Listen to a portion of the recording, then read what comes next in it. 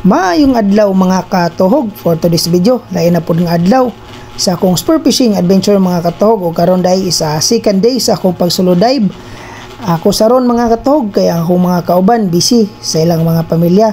O karon dahil mga katuhog is gailis na ko no, kay taod-taod mulakaw na ko sa dagat. Then ubani ko niyo mga katuhog sa akong pag-adventure dito sa ilawom sa dagat. Alright! A few moments later. O karon day mga katog, ready na ko tanan no. So andam na akong mga gamit. Mulakaw na ko taod mga katog padung sa spot.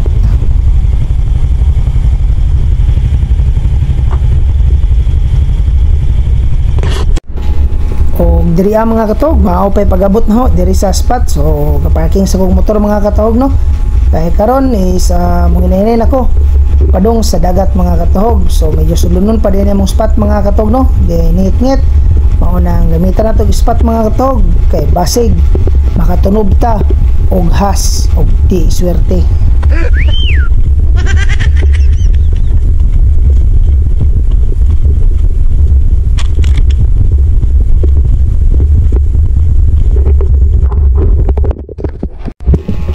O di ana di ko sa dagat mga katog, abot na ko. So medyo risky di po ning agyanan diri mga katog. Kay ini hagdanan nga bato, then ambugon sad kayo mga katog. Mo nang maghinay-hinay ra jud ta padung paambog no. Kay dangog ra ba ang agyanan. So yan ta mga katog, maplastar na ta taod-taod. O kunas day kayo mga katog. Then mingaw pa kayo while laing naman na. So ako ra isa diri mga katog no. Mo nang nga ni mga higayon mga katog, mga adyo tag tabi-tabi po mga katog. Kay kuan medyo ngit-ngit pa. Aron di ta makabanggag di hunato mga katog. So may mawala og moto mga katog. So maumay sa tinuhan. So mga ito tagkatahuran sa nagpuyo diri sa dagat mga katog. So kanang mga katog nangita ko sa pwesto mga katog no, gasa ko mo plastar sa akong mga gamit aron makasetup na ko sa akong tanan nga dadonon. O diriya mga katog pagdung na ho sa akong sakayan mga katog, ka-realize ako aning sakayan mga katog no.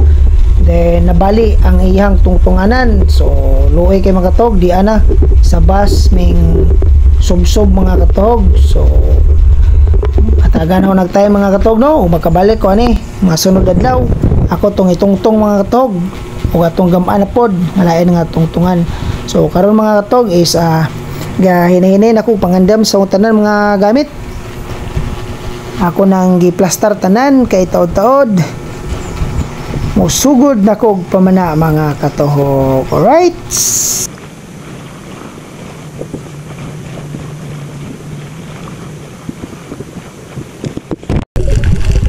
first cut sa mga katuhog, usa ka seal or hawig diri sa mua. So lami po ni siya tinunuan mga katuhog, pero ayaw lang kumpensa sa pagkuha niini kay sakit pud ni mamaak.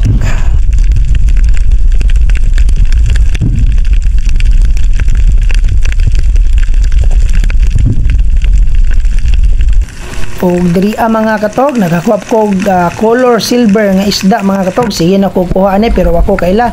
Pero lami pud ni siya sa inununan og pinirito mga katuhog.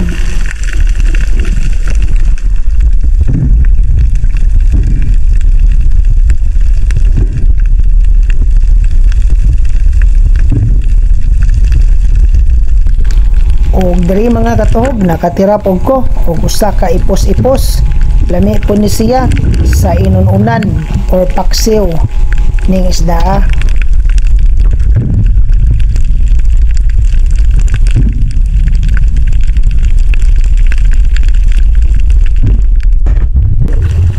O ari mga katuhog nakakita na po ko, nakatira ko lapad nga danggit mga katuhog.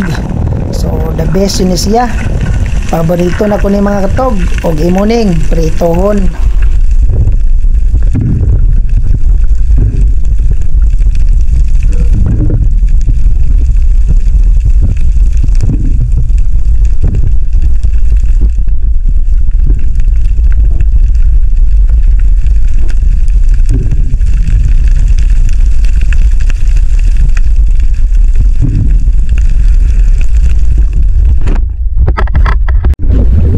diri sa ilawom sa bato mga katuhog nakatira na po kog auman nga katambak or snapper. So lami po ni siya mga tog maski unsa nga klase nga pagluto.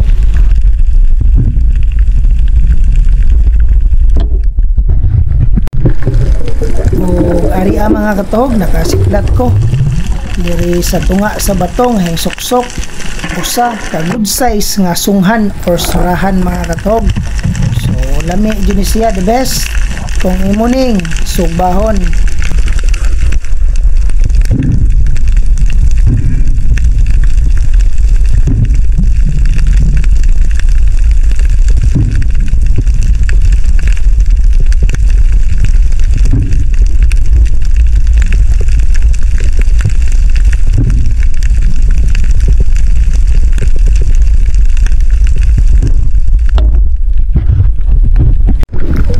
Og diri mga katog kita ko isa kadanggit nga gapakahoy-kahoy diri sa Samoan. So the best ni siya mga katog labi na og sa pinirito.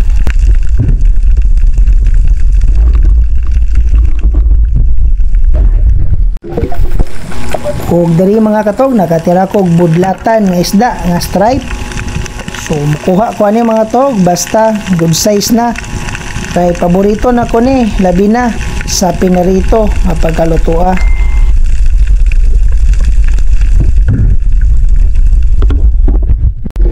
O garia mga katog nakasunod ko og usa ka dako nga tubo-tubo nga isda diri sa Moa. So lami kay ni siya mga katog labi na sa pinarito og tinula.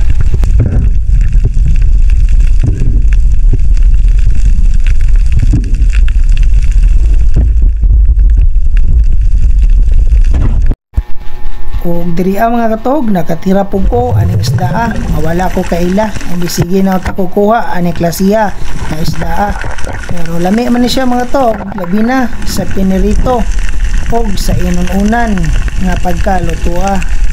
Og mao din ni last nga tira mga katog before ko hinguli kay nahog ra jud og quick dive kong pag-asawma nakasawm lang ko og 2 ka oras kapin mga katog pero solve na pod ang panudan nato karong adlaw. One eternity later. Og diri mga katog nakabalik na day ko sa baybay ug asa ko gasugod ganina so nabuntagan jud mga katuhog. Pero pasalamat ya punta kay safety ta sa atong pagsulod dive ug walay daw tang nahitabo.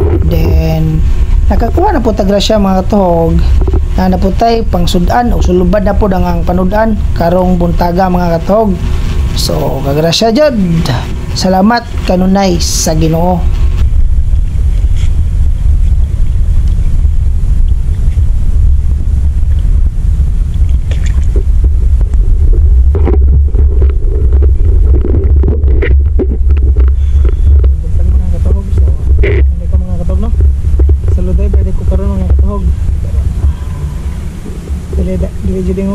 Daghan nga nakuha ng koron kay mo nga kasulod dra ko. So kada palabig laom kay watay kadadi no. So salamat kay punta mga katog. Safety ta napaulit ta no. Kay grasya na punta. Karong mutada sa adlong Domingo mga katog. Peace out mga katog.